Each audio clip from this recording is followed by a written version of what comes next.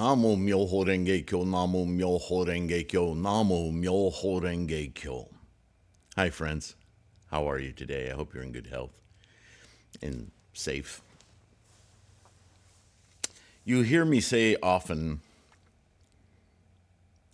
that, or talk about skillful means, and that the characters in these stories, parables, whatever you want to call them, these teachings, are personifications of certain aspects of the mind, which leads me to another refrain you hear me say all the time.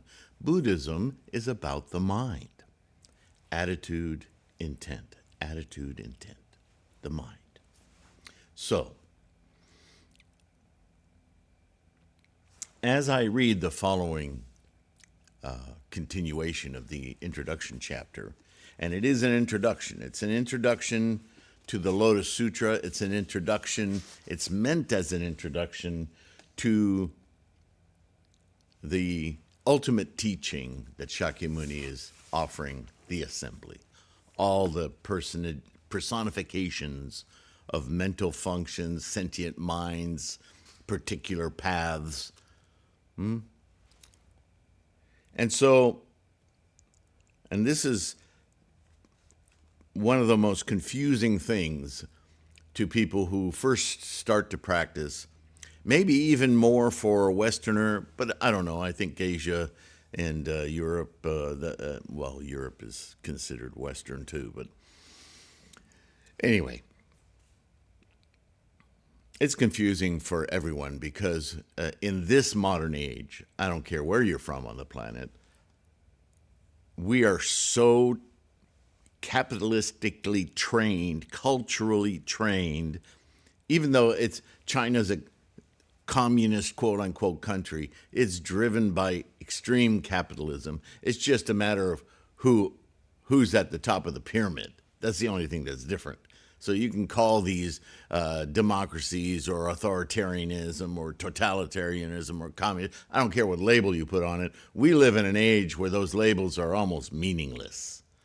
They just shift the power dynamic a little bit, right? Because in the country I'm in right now, the United States of America, the label, the thought police are out there saying this is a Christian, quote unquote, nation and a democracy. Well, it absolutely is not.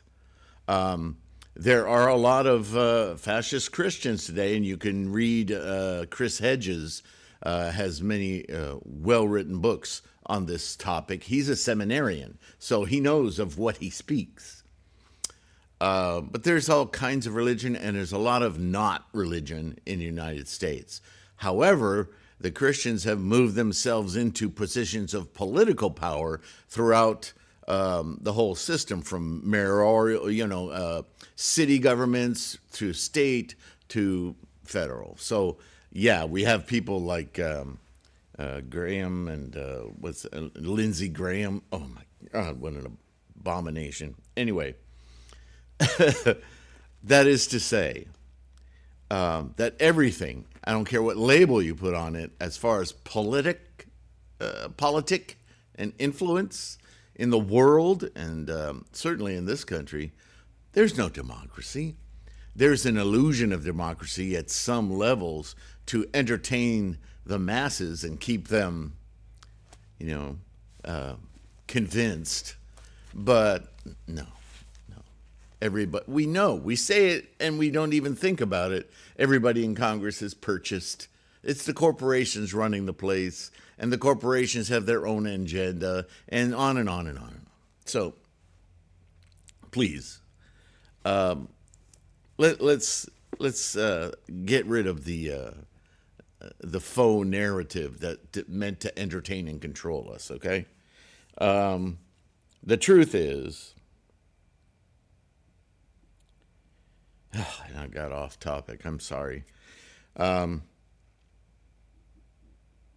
rhetoric of Buddhist teachings in these stories uses personifications not for us to be led by the nose and told that there was once a Buddha 10 billion years ago who lived here and his land was called that. And we take these stories and we visualize them in our heads and we think of them as actual people or events. Please understand that all of these bodhisattvas, Buddhas, and these naming conventions and all of it is speaking to your mind, my mind, her mind, their minds, their potential pathways to enlightenment. And that those pathways, be them individual and unique now, always have led to the same thing, Buddha. And that Buddha-ness, as I call it, just to kind of grasp the meaning a little bit better, when you may have an individual path, of course you do, and so do I. But when we attain that clear Buddha mind, it is not my Buddha. It is not your Buddha. It is Buddha. It is completely universal, truly universal. In other words, the entire cosmos, all phenomena, works in this way. It is the fundament of what unites everything in the cosmos. So if you really get that, when Shakyamuni starts talking about this Buddha and that Buddha, and for billions and billions of years, he's talking about realizing a potential that has always been and will always be part of the engine of life. In fact, the engine of life. The engine of life is no different for you than it is for me, than it is for that tree, than it is for the solar system, than it is for the entire cosmos. So when you reach into that realm of sentience, to actually perceive it, experience it, why wouldn't it be liberating? Why wouldn't it be just so removed from all of the brain activity of accrual and hanging on to it? It's just silliness, right? This is the fundamental teaching of Buddhism. And I say all this again, I know you've heard it before. I'm sorry I'm being repetitive, but what is it? I love that guy. Adam Neely, the musician. He has a YouTube channel. He says, how does he say it? Repetition legitimizes. Repetition legitimizes. Blah, blah. Repetition legitimizes. And he says it like that. Well, not that sloppy, but he repeats it to make his point. Yeah?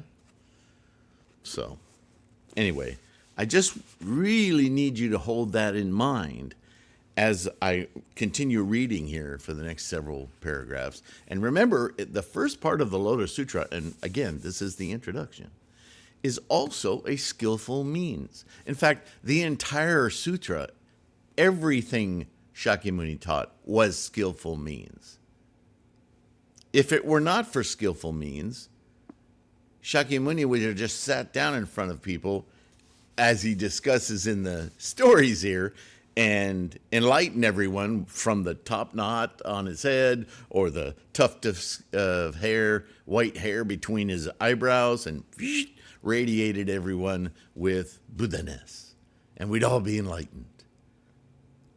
But even that example in the Lotus Sutra is a momentary example just to inspire aspiration in people to go, oh, that's what it looks like. And if you've ever heard terms like beginner benefits or beginner, in anything, we hear beginner's luck, right? It doesn't have to be Buddhism. There's something about adopting a paradigm shift, a new activity that enlivens the mind. And when we first start practicing Buddhism, we start to notice things, and it's hard to define, but we notice. So that's essentially what we do when we first start to chant Namu Myo Renge Kyo. It's the first time, Namu, that we truly dedicate our lives in our ephemeral mind, our sentience, to actively enliven Buddha-ness. How could that? It's like a door's been sealed shut our whole lives, and suddenly we crack it open and there's light coming from inside. What's in there? That's how our beginning practice is, right? Wow, we know something's happening. And then, of course, we get used to it. And then it's not as exciting anymore until it is.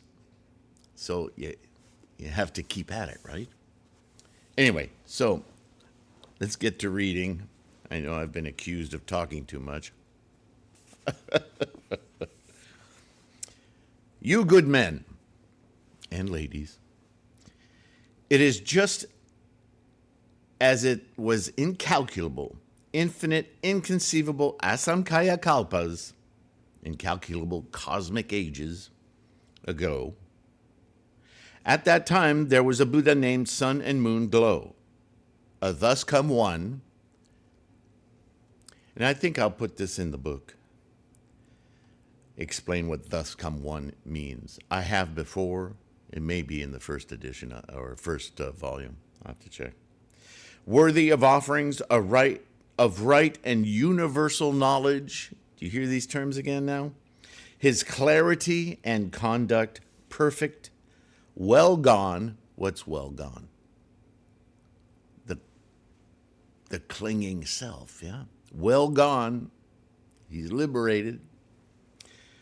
Understanding the world, moment to moment, an unexcelled worthy, a regulator of men of stature, in other words, a guiding principle to those who consider themselves leaders. You may be one. A teacher of gods and men. Are they really gods? No, he's talking about functions of our spirit, if you will, our aspirational side, right? Mind, Buddhism about the mind. So the gods are not outside of us, they're in our minds, our potential. A Buddha, a world-honored one, because we all want to be one, yeah? Who expounded the true Dharma, which is good at its beginning, good in its middle, and good at its end. Its meaning profound and recondite, its words subtle and refined, pure and without alloy, fully endowed with the marks of pure, white, Brahman conduct, for the sake of those who sought to be voice hearers, shravakas, voices specifically of the teachings, not just any voice. His preachings corresponded to the Dharma of the Four Truths. There we are again with the Four Noble Truths, with which to cross over birth, old age, sickness, and death into ultimate nirvana, the moment-to-moment cycle, birth, death, birth, death, birth, death, birth, death. For the sake of those who sought to be pratyeka Buddhas, self-enlightened ones, his preachings corresponded to the Dharma of the 12 causes and conditions, right? The 12 linked nidana, causal chain.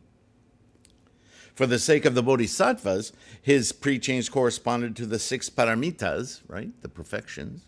That's in the Buddhism Reference book if you need to quick check.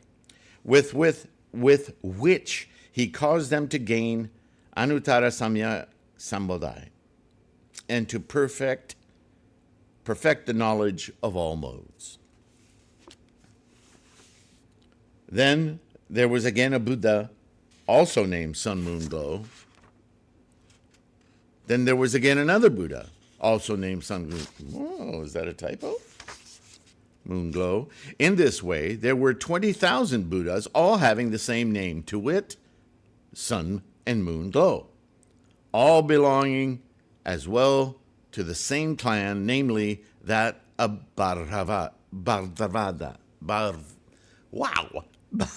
Bharadvaja, Maitreya.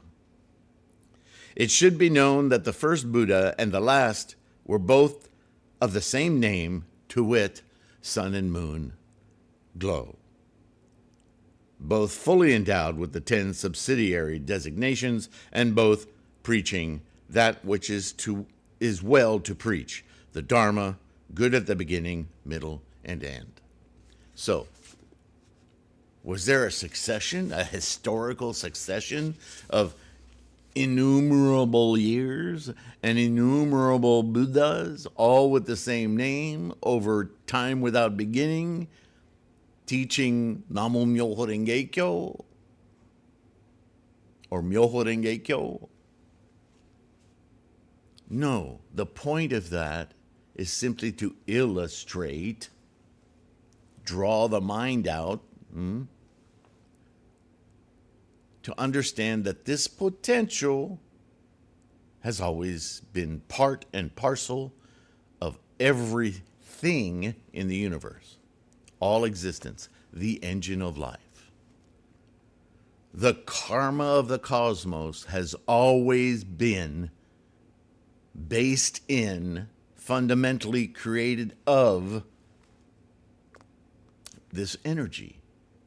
And to witness that energy in formation, the karma, as it happens moment to moment, is Buddha-ness. A rock can't have Buddha-ness, but it's subject to the same rules of manifestation as you and I. This is what people don't understand about when we hear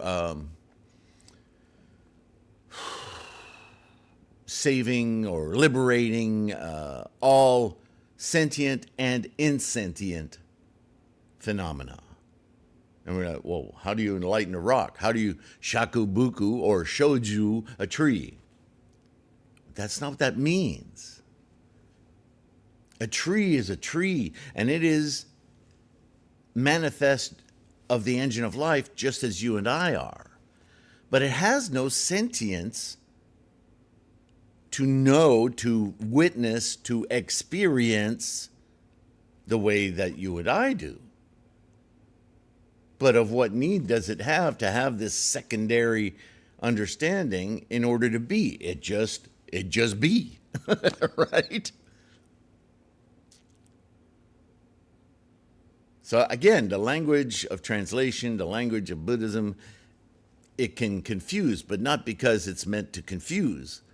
It's meant to dissect the engine of life and how it works.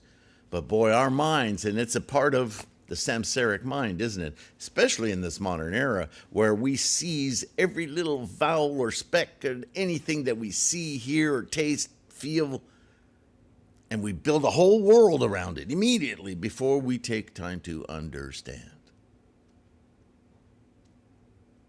Nowhere do we see this more, I think, than in personal relationships. I've often said I don't understand how it is we communicate at all. Because every word that comes out of my mouth, you're going to hear your way. No matter how hard I try to inculcate all sorts of knowledge, unless you listen to me for a while, and that's true of any one of us, right? This is what we do in relationships. We begin to hear patterns, we assemble patterns, but here's the tricky part. As soon as we hear a pattern, we assume we know. It kills relationships all the time. It happens all the time when I speak in my own relationships. Yeah, I'm not immune to it, right? I'm still a human, believe it or not. And I'll say something, and I know that after the first 3 words of my sentence, I could tell by her response that she heard certain key words. She manufactured a conversation in her head of what I'm talking about, and the response that comes from her bewilders me. And I know why. She built a whole monologue in her head about what I was talking about without listening to the entire sentence. And even if she did, she's already made up her mind that this is an old tape, and I'm going to respond to that old tape with my response to that old tape. And I'm going to say something as though I'm fully aware and know what he's talking about. And I'm looking at her like, did you just drop from outer space? Did you not hear what I just said? Yes, I heard what you just said. No, you didn't. You heard some of what I said. You picked and cherry picked the words that you wanted to, that triggered you, and you're responding to those triggers, not to me. No, I'm not. Namo myo renge kyo. It's not working. You ever had that experience? Oh, yes, you have. The same. Don't imagine that it's any different when you're reading text like this, right? Remind yourself constantly, this is about the mind. These are wonderful stories, but they're pointing to mental functions, personifications, not actual people. It'll sink in much, much more deeply if you stay aware. Continuing now. Try to keep my mouth shut.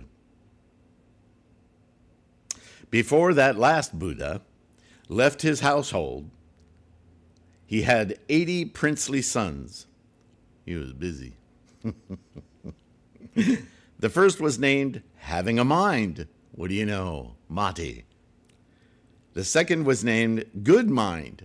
Ooh, I can sense some brotherly rivalry there. The sixth, whoops, I've skipped some. The third, good mind. The third was named Immeasurable Mind. The fourth named Jewel-like Mind. The fifth was named Superior Mind. The sixth was named Mind Free of Doubt. And the seventh was named Echo Mind. The eighth was named Dharma Mind. And these 8 princes, each holding sway over the 4 heaven-spanning realms, were men to whom regal bearing came quite naturally. I'm sure you noticed the names. Should I tell you again that Buddhism is about the mind? We've got 8 different colors of mind here. When they heard that their father had left his household and gained Anuttara Samyak Sambodhai, these princes all cast aside their princely status and followed him out of the household life, opening up their minds to the great vehicle and constantly cultivating Brahman conduct. They all became Dharma masters and planted roots of goodness in the presence of 1,000 myriads of Buddhas. Just like today, you and I are part of thousands, millions of Buddhas. All we need do is realize it. Oh, simple, right? At that time, the Buddha sun and moon glow preached a scripture of the great vehicle named the Immeasurable Doctrine, which unfortunately isn't part of this translation, but we've read through it before, and I will read through it in the next book. We'll have the Threefold Lotus again. A dharma to be taught to bodhisattvas, one which Buddhas keep in mind. When he had preached this scripture, straightway, in the midst of the great multitude, seated with legs crossed, he entered into a samadhi called the Palace of the Immeasurable Doctrine, body and mind motionless. At that time, that's something that we might heed in our chanting of Namo Myoho Renge Kyo, right? You're not supposed to be dancing around and moving. When you're chanting, you're sitting upright, attentive, and focused on the mandala. So there we are, body and mind motionless. How is the mind motionless? In other words, it's not distracted, which is Nichiren's wonderful tool. It's so amazing that by giving us a physical object to focus with our consciousnesses, our vision consciousness, and as we chant, our oral consciousness, our physical, our tongue, mouth, right? Consciousness, the feeling, the buzzing you feel when you're chanting and breathing, oxygenating your blood. Everything's active. That's why I call it active meditation. Namo Myoho Renge Kyo, repeating itself. Namo Myoho Renge Kyo, Namo Myoho, right? All of that is the function of taking our earthly samsaric tools, all our consciousnesses, and directing them to Myoho, in other words, our Gohonzon mind. By doing all of that, we are shutting down the distractions. The monkey mind, I've got to paint the garage. I got to start the car. I got to put gas in the car. I got to go grocery shopping. I got to, what did she say? How am I going to respond? All of that just starts, it goes, Namo Myoho Renge Kyo, Namo Myoho Renge, it just shuts up. It goes away.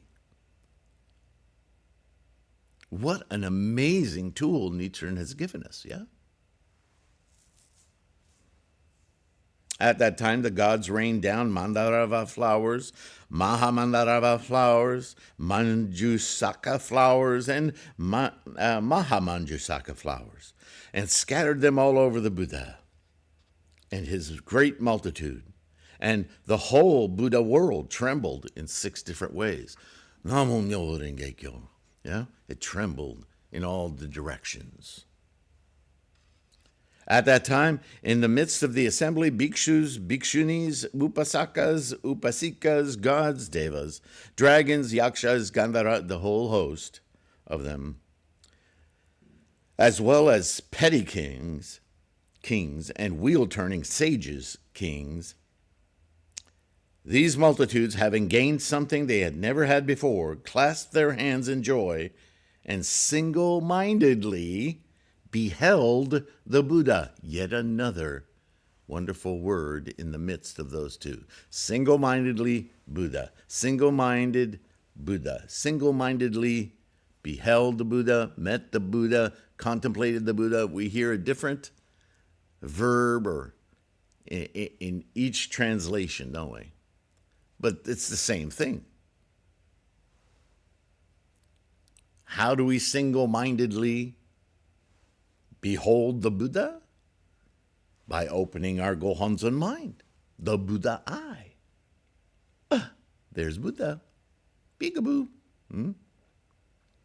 At that time, the thus come one emitted a glow from the tuft of white hair between his brows that illuminated, don't miss that word, illuminated 18,000 Buddha lands to the east, omitting none of them, just like the Buddha lands now visible. So this is that moment of aspirational inspiration to everyone in the assembly.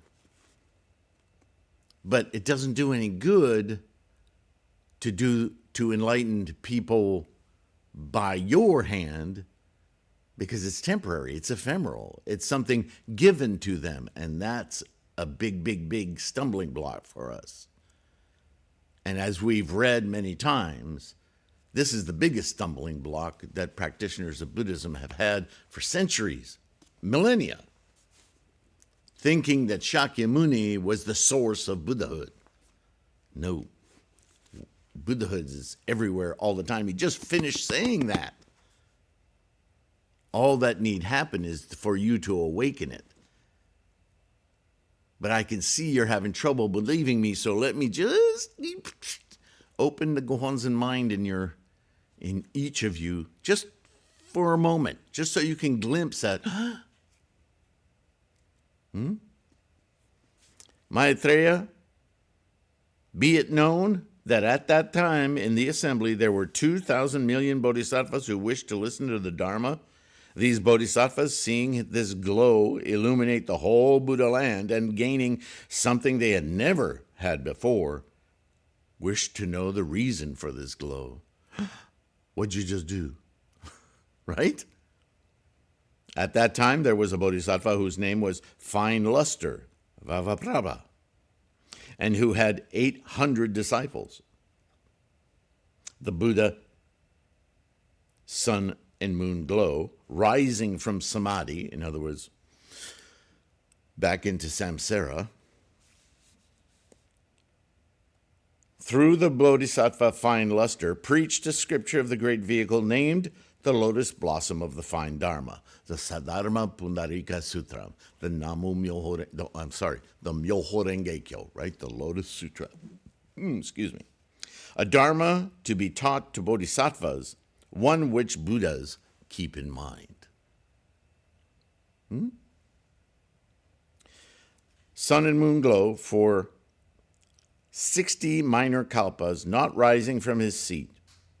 At that time, those assembled to listen also sat in one place for 60 minor kalpas, motionless in body and mind, listening to the Buddha's preaching as if for the space of a meal. You follow that? So the audience wasn't, and the teacher, this bodhisattva, expressing the Buddha to these people, felt like, experienced thousands and thousands of years remaining there sitting. That's not a time, an actual chronological time reference. This time thing is playing out already. But the experience so vast, right? Could you picture yourself right now sitting there, understanding, being in the situation of those things that the James Webb telescope is just now seeing, right? Billions of years ago, just now seeing the light coming from those places. What if you could just go there? A lot of that stuff that James Webb is seeing now, no longer there, right? It was gone who knows how many billions of years ago. Because that's the light that just got here from then. Could you imagine having to take inventory, if you will, with our samsaric mind, of the cosmos in its entirety, if that's even fathomable? Of course it's not. It would take so much time. I mean, our lifetimes would have to be extended how many thousands fold, right? And this is what Shakyamuni is saying. This experience so vast, and yet just the time of eating a burger and fries has gone by in actuality, in chronology.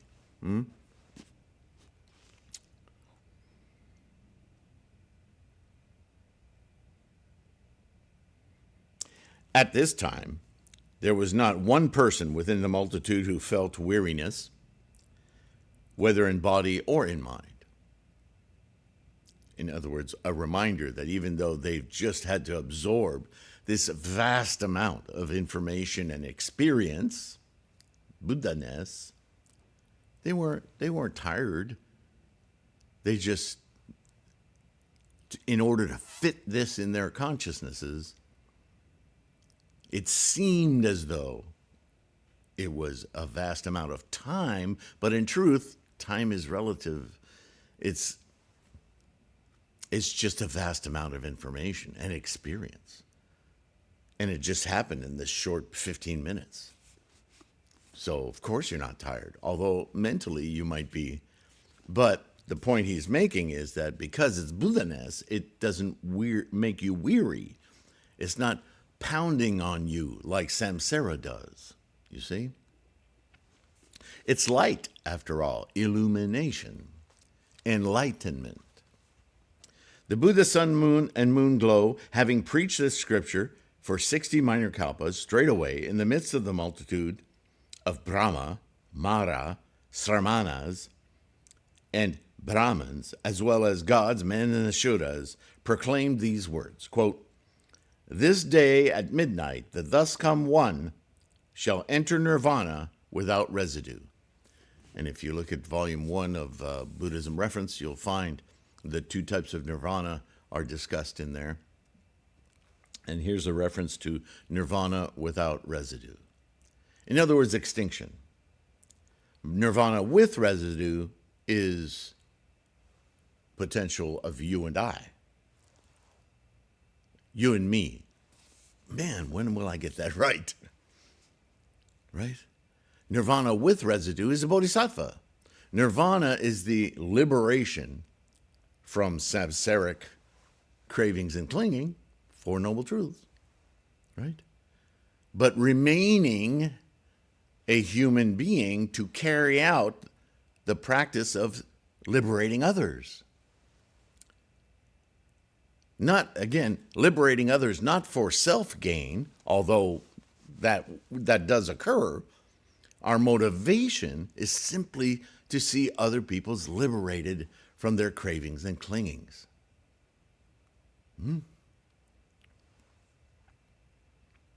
The payoff, although that shouldn't be what, well, it's a conundrum, isn't it, in samsara? But the payoff is world peace. You could term it that way. You could simply say, let's stop this violence, this warring, this competition for stuff, power. It's an illusion. Stop it.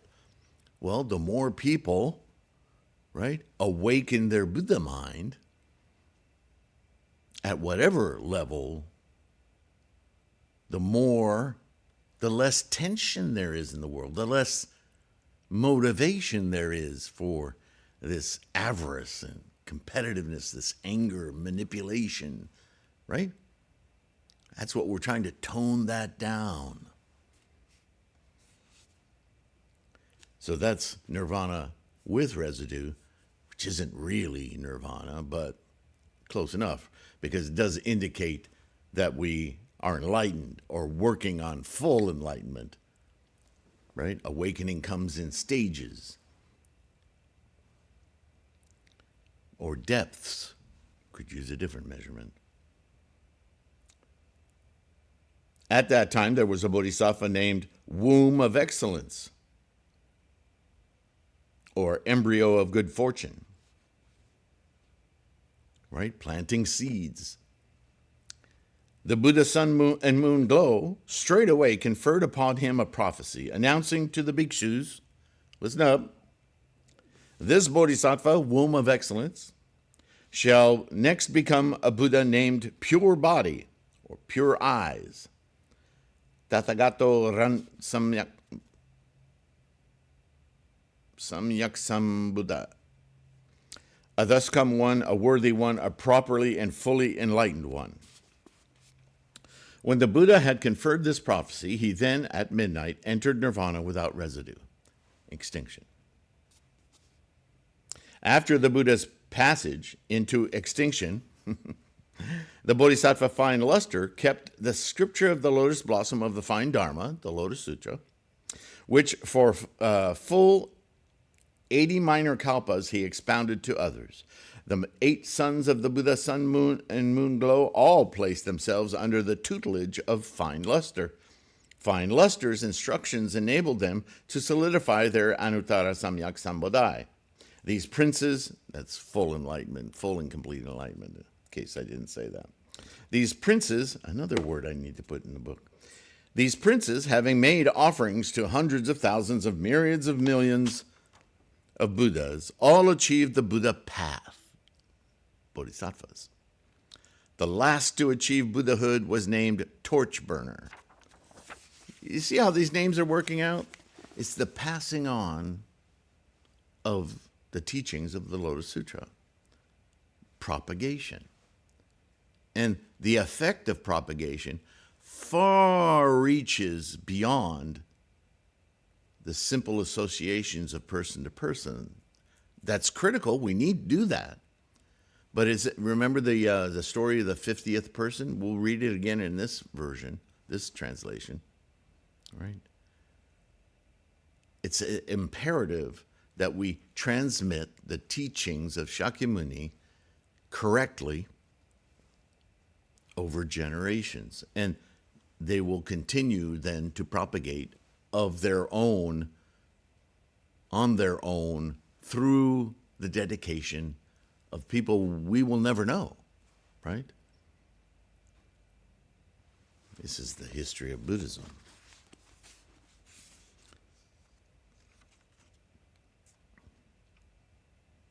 Among the 800 disciples was one named Seeker of Fame, ooh, an odd name, who craved advantage and profit. Okay, we know where this is going, don't we? who thought he read and committed to memory a multitude of scriptures, derived no profit from them, completely forgetting most, for which reason he is called seeker of fame. This man also, since he had planted roots of goodness, was able to meet incalculable hundreds of thousands of myriads of millions of Buddhas, to make offerings, to revere and to honor them, and to praise them.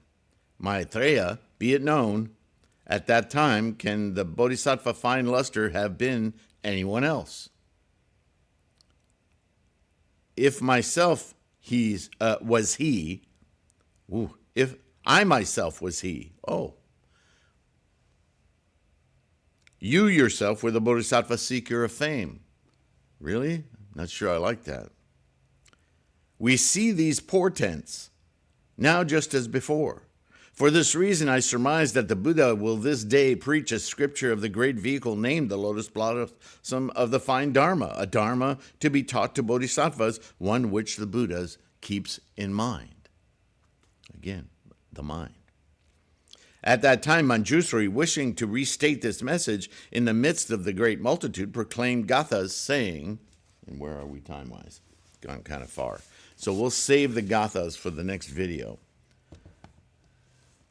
But in that one paragraph, basically, what Shakyamuni did was take all of that, millions of kalpas and cosmic ages and so on and so forth, and reduced it to that guy's me and that guy's you. Here it is playing out. Once again, a reminder, these are skillful means to indicate the potential we each one of us have in mind. And the attitude and intent we create and are motivated by is the essential experience in samsara, whether we experience samsara as craving and clinging, or we experience samsara as a ground state from which we can enter the lighthouse, if you will, of the Buddha mind. All right. I don't know why I seem to be so colorful today. But thanks for listening. Thanks for being here. Thanks for your practice. Don't forget to like and subscribe. It's a Bodhisattva act. Helps to grow the Sangha and reach more people with this entire resource. The resource, if you look at the links in the description of not only these videos, thousands of videos, but podcasts, free materials on Threefold Lotus, the bookstore, the mandala store. Yeah. In the meantime, do a kindness for the world and take care of your health. Keep your practice strong, savor every daimoku, and I will see you in the next one. Promise. Bye for now.